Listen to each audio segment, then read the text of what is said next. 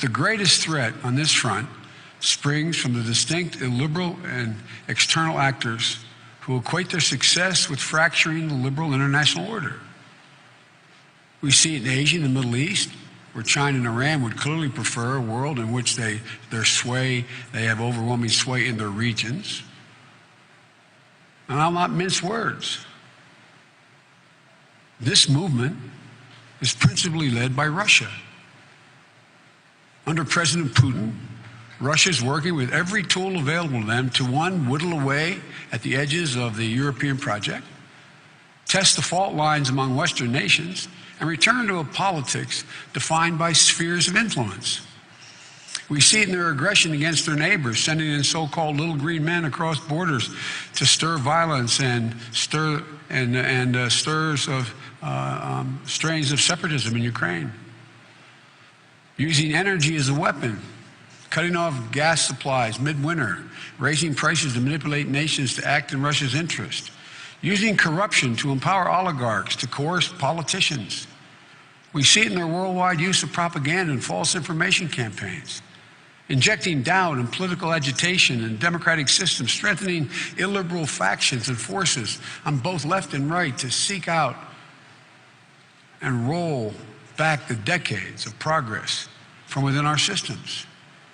We even saw it in the cyber intrusions against political parties and individuals in the United States of America, which our intelligence community, all 17, have determined with high confidence. I've been doing this for 46 years. They seldom use the phrase high confidence, that they were specifically motivated to influence the elections. But it's not only the United States, I need not tell you, that has been targeted. Europe has seen the same kind of attacks in the past. With many countries in Europe slated to hold elections this year, we should expect further attempts by Russia to meddle in the democratic process. It will occur again, I promise you. And again, the purpose is clear: to collapse the liberal international order. Simply put, Mr. Putin has a different vision of the future, one in which Russia is pursuing across the board. It seeks to return to a world where the strong impose its will through military might, corruption, and criminality, while weaker nations have to fall in line. And from the first moments of our administration, even as we sought to press the so-called reset button with then-President Medvedev, President Obama and I have made it clear that there is no way for nations to behave in the 21st century. I was asked to lay out our policy at Munich in 2009, February. When I addressed the conference, I said, and I quote, "We will not recognize any nation having a sphere of influence.